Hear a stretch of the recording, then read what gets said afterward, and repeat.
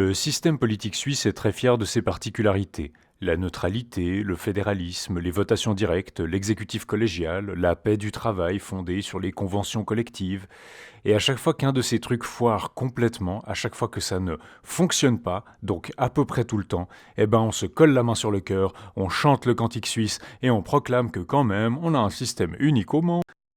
À l'époque, Gilles critiquait déjà cet exceptionnalisme qui fait trop souvent de nous un pays cossu, indifférent au monde extérieur, dans notre repliement sur nous-mêmes, notre égocentrisme, notre autosatisfaction.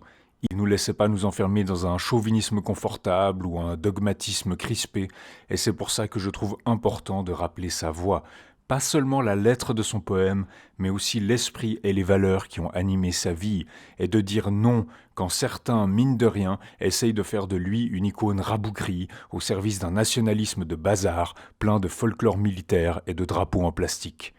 Parce qu'il s'agit de maintenir la flamme et pas de vénérer les cendres. Et souvent, c'est vrai, j'ai l'impression qu'on n'écoute pas vraiment la voix de Gilles. Mais il y a de l'espoir. Pour revenir aux lobbies et autres clubs réactionnaires qui pèsent sur la politique suisse, je pense qu'un travers de nos votations, c'est la marge que ça leur permet. S'ils devaient mettre à plat un programme politique sur la table, articuler clairement à quoi ils croient, qu'est-ce que c'est leur objectif, la plupart des gens seraient immédiatement dégoûtés.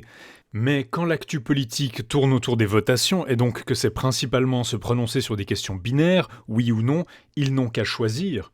T'es pour ou contre les vaches à cornes, t'es pour ou contre les étrangers, t'es pour ou contre les avions, et le pays se lance dans un grand tir à la corde. Enfin, c'est plutôt un tir à la corde où il y a 26 cordes, et si tu tires à la corde dans un petit canton, t'as magiquement 5 fois plus de force.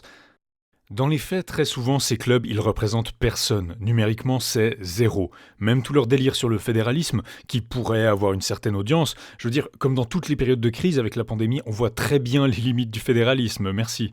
Et comme objectivement, ils n'ont pas vraiment le peuple vaudois de leur côté, leur stratégie, c'est d'être le plus vaudois possible, de brandir tout ce qui est bien vaudois, la chanson, le folklore, la poésie, la littérature, et donc brandir Gilles. Il faut absolument qu'ils mettent leurs pattes dessus, qu'on les identifie avec, parce qu'ils n'ont pas grand-chose d'autre. Démocratiquement, ils ne pèsent rien, et c'est pour ça qu'ils se mettront toujours au service du front bourgeois, d'où les liens avec le centre patronal.